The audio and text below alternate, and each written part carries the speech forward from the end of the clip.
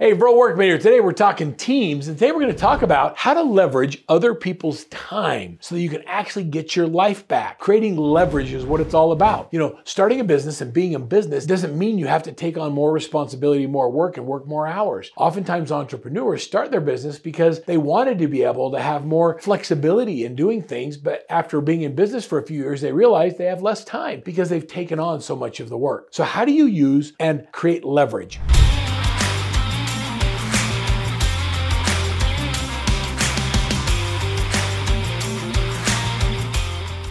In this video, I'm going to share with you 7 specific things we do to hire Filipino virtual assistants and how to create an effective leverage in your business. I'm going to give you 2 links. The first link is a link to download a book called The Outsourcing Lever, and the second link is the 7 steps to outsourcing or creating leverage with Filipino virtual assistants. So are you ready? Now, so let's talk about the why first and how we create leverage. A lot of people struggle with, do we hire a full-time internal assistant or do we get a virtual assistant? And the answer is it just depends. I happen to have both. I believe that number one, there are amazing people in this world who get up every day and they want to be successful. And they may not live down the street from me. And oftentimes the cost of hiring someone locally is so high that you can't afford to, but you still need the leverage. And so what we've done is we've hired virtual assistants in areas around the world where we can create phenomenal opportunities and change their lives while they provide great services to us. We've tried virtual assistants from different parts of the world and we've had moderate success. But where we've had amazing success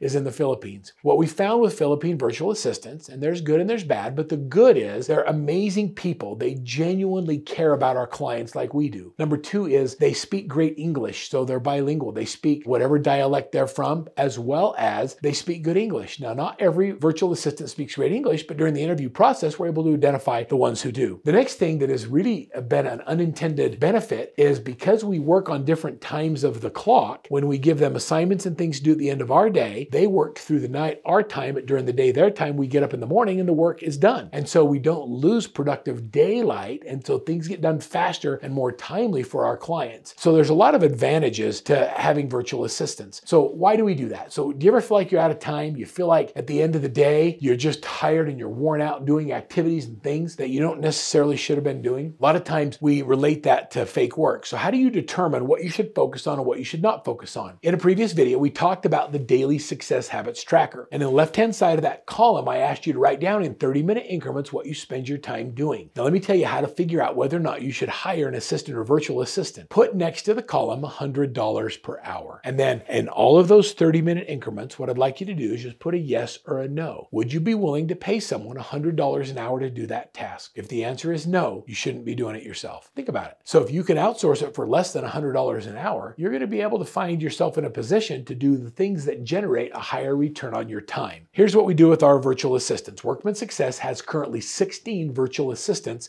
from the Philippines. This is that we've been running this program for more than 3 years now, and our virtual assistants are having incredible impact on our coaches and clients. They support our coaches, they take notes, they do to-dos, they communicate with our clients, they do scheduling. We have a virtual assistant who does full-time video editing. They're able to do amazing things, and the average cost is somewhere around $400 per week. Now you think about all the things a virtual assistant can do and the amount of money at $400 a week, it seems like you're taking advantage, but you're really not. $400 to them changes their lives. That $400 a week puts them in a position to be able to buy homes, to be able to make a difference in their family, to contribute to the raising of their children, and to put food on the table. You have to understand culture and you have to understand pay scale because you don't want to overpay and change the economic outcome by overpaying somebody in a marketplace where it doesn't make sense to do that. So all of these things are covered in a great book. One of the best books that's been written is this one right here. The author's name is John Jonas. He wrote a book called The Outsourcing Lever. We follow the guide, The Outsourcing Lever, and included in The Outsourcing Lever is a website that he's created where virtual assistants can use it for free and they're able to post and look for jobs. Companies like Workman and others who post jobs there, we pay a small, nominal fee to be able to have access to be able to post those jobs. You can create a job post, do it on the website. The website is called onlinejobs.ph and it's created by John Jonas. And like Indeed, it's basically designed specifically for Filipino virtual assistants who do a lot of things. Now, let me give you a few of the things that you need to be doing that will make a big difference in your process before I give you the 7 steps. The first test is that we send an email and we ask the applicant to respond with a kangaroo. This estimated 1/6 of the applicants who never actually responded with a kangaroo. When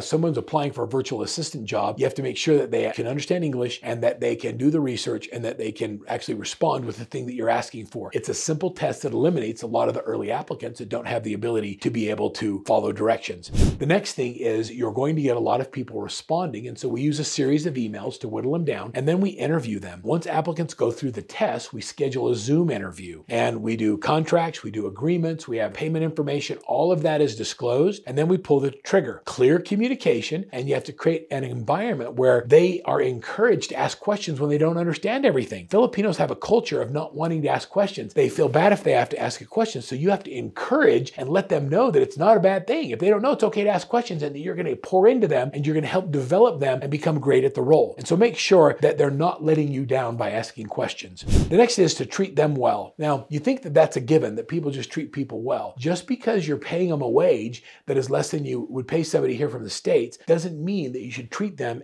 with any less level of respect. It's so important that you treat them well. They are not cheap labor, and you can let them go if they don't do a good job. At Workman Success, we sign a 60-day trial period. It's an agreement where we pay 2 months of wages up front as a sign of goodwill. We're going to pay them in advance, we're going to keep them for 2 months, and we're going to make sure they do the job. Remember that in the Filipino culture, there's a thing called the 13th month. And that means at the end of the year, when they've been with you for 12 months, there's an annual payment made equal to a month's pay as a bonus called the 13th month. We found that we pay that and we try and do it. It's basically 1/12 of their annual salary. We try and do it during the holiday season as a Christmas bonus. They not only appreciate it, but they actually expect it because it's part of the culture and how they get paid as part of their payment plan.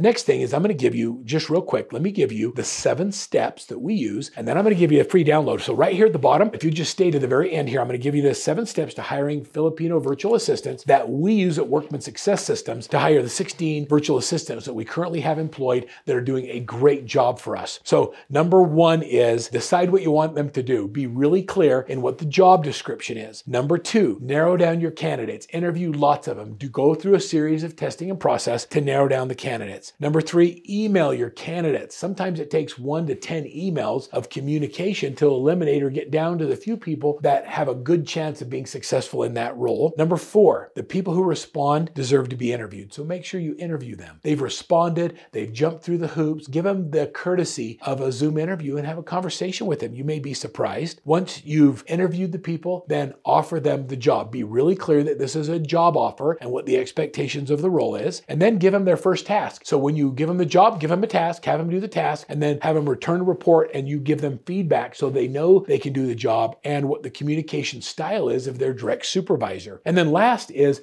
just like anybody else that works for you, your job is business development and people development. You have to develop the people. You have to manage the work that they do and look for opportunities to develop them and look for opportunities to share wins and successes. We recently heard that our video editor is putting way more content out than we expected in a shorter amount of time, and that's an amazing thing. And so we've increased the number of hours we give them because their ability to get things done quickly the way we want it has been proven to be effective, and it's such a cool thing to be able to get so much done. A few things that you should take note of, and that is it takes a little bit of investment in time to lay the groundwork. You have to lay it out so that they know what you expect. Make sure that you have contracts and agreements as part of your interaction. Everything needs to be done contractually. The actual hiring should take about 2 weeks. We hire slowly and we fire quickly. And then the process is really easy and it's repeatable. So here we are. You can create leverage. It's absolutely possible. We found amazing individuals that want to work, and we're changing their lives, and it's making the lives of our people better because they are able to get more done. Everybody wins